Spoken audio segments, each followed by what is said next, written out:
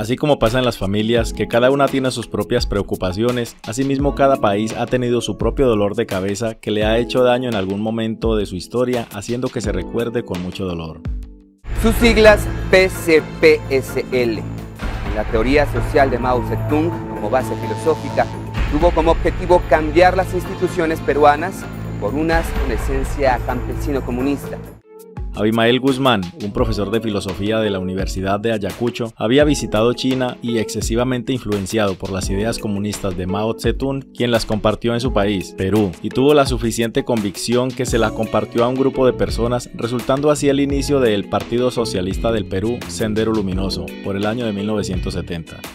El Sendero tenía buenas ideas, que quería igualdad, quería libertad, quería el fin de la pobreza, pero que lamentablemente habría intentado hacer realidad tales ideas con acciones violentas.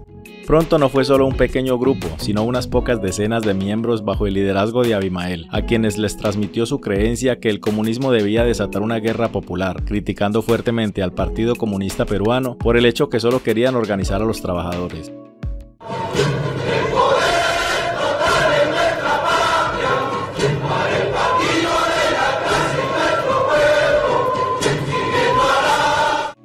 Ya en 1980 contaba con más de 500 miembros y se consideraban listos para hacer valer sus ideologías, declarándole la guerra al Estado peruano, y comenzaron quemando varias urnas en el pueblo Chuchi de la provincia de Ayacucho, demostrando su descontento con las elecciones que se realizarían al día siguiente.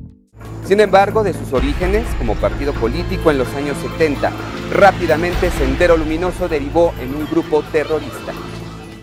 Aunque varios de los autores materiales del incidente fueron apresados y las elecciones siempre se realizaron sin mayores problemas, la prensa no le dio la importancia que requería. Muchos de los acontecimientos que le siguieron a este inicio, como asesinato y tortura de personajes que eran desaprobados por el campesinado como ladrones de ganado, ya que este crimen era especialmente imperdonable.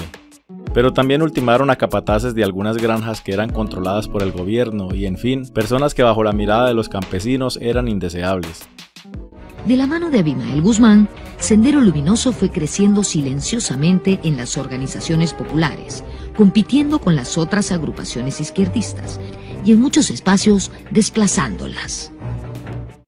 Esto hizo que muchos de los habitantes del campo le extendieran simpatía hacia el grupo subversivo de Sendero Luminoso y hacia sus ideales de lucha, comprendiendo el pensamiento maoísta y la doctrina de Sendero Luminoso, principalmente en los departamentos de Huancavelica, Apurímac y Ayacucho.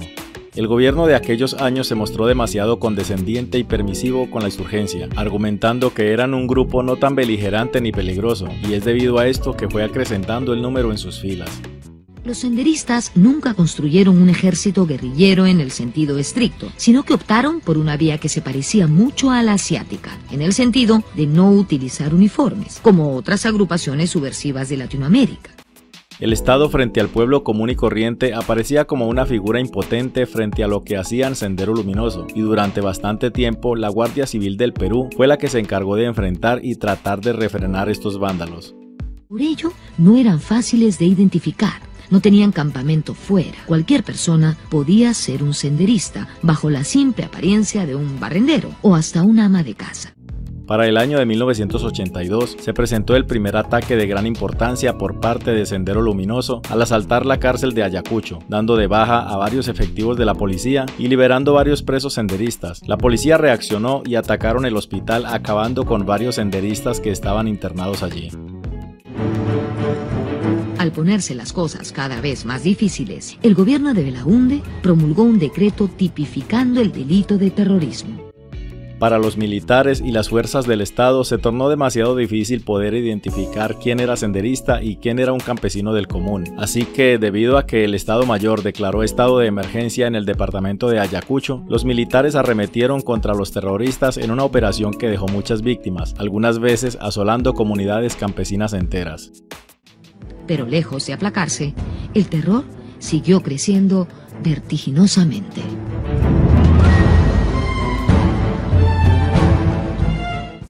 La ideología inicial de Sendero Luminoso se había desviado totalmente de sus bases, tanto así que, en 1983, un grupo de estos subversivos asesinaron a 69 personas de 5 poblaciones peruanas solo por imponer una sanción ejemplar ante el resto de los pobladores.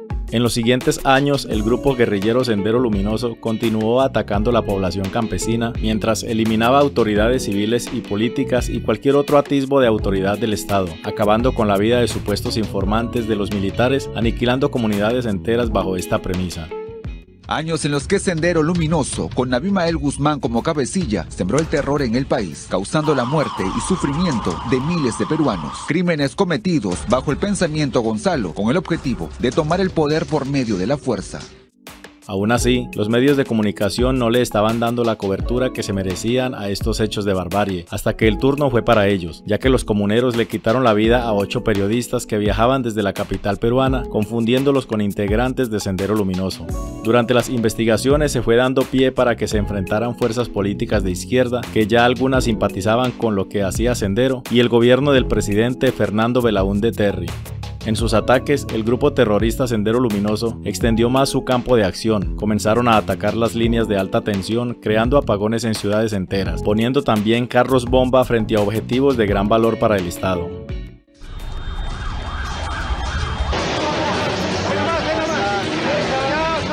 A vísperas de las elecciones presidenciales, el 17 de mayo de 1980, Sendero Luminoso comenzó la guerra contra el Estado. Y en algunas ciudades llegaron a implantar paros armados, durante los cuales evitaban que se llevara a cabo actividades productivas, tomando el control prácticamente de la ciudad. Casi a mediados de los 80s, ya Sendero Luminoso había pasado a ser tenido en cuenta como un grupo terrorista y asesino, ya que para el año de 1984 se alcanzaron a registrar 45 masacres. Según las informaciones que fueron reportadas en todos esos años, Sendero Luminoso es declarado responsable directo de los asesinatos de sacerdotes católicos y más de 100 pastores evangélicos por considerar que su prédica era la contraria a la doctrina del partido senderista. Atacaron las zonas de Yanacolpa, Atacara, Yacua, Huila Cruz y el 3 de abril de 1983 llegaron al pueblo ayacuchano de Santiago de Lucanamarca y mataron a 69 personas, pues las consideraban rebeldes. Ante la expansión del narcotráfico en Colombia, Brasil y otros países de Latinoamérica, Sendero se posicionó mucho más fuerte contra el Estado y contra el naciente movimiento revolucionario Tupac Amaru, además de autodefensas de campesinos que se organizaron de manera autónoma, recibiendo ayuda de las Fuerzas Armadas del Perú.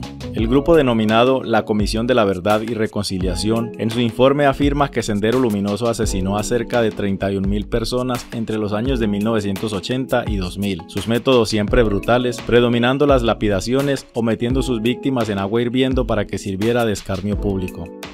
Habían matado con hacha, con cuchillo, después habían echado agua caliente.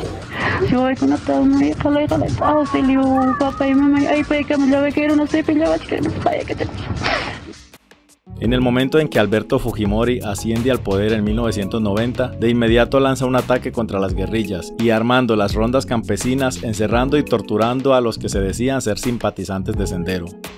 El líder Abimael Guzmán fue capturado en Lima en 1992, quien de inmediato hizo un llamado a sus seguidores para hacer un acuerdo de paz con el gobierno, causando la división entre sus gentes, ya que algunos lo catalogaban de traidor, mientras que otros seguían siendo leales.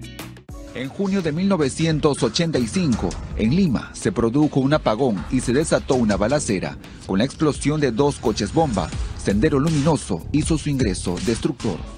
Sendero Luminoso ya ha perdido mucha fuerza, sus pequeños remanentes han pasado al servicio del narcotráfico en los departamentos de Ayacucho, Junín y Huancavelica, creando corredores para sacar la droga procesada en el Perú.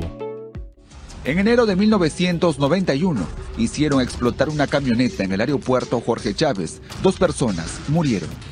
Acababa de estacionarme y estaba bajando y los chiquitos que creo que ha fallecido uno, ¿no? Él me estaba... ¿Y tú alguna vez has escuchado acerca del grupo Sendero Luminoso? Puedes dejar en los comentarios tu opinión acerca de qué piensas de esta célula terrorista.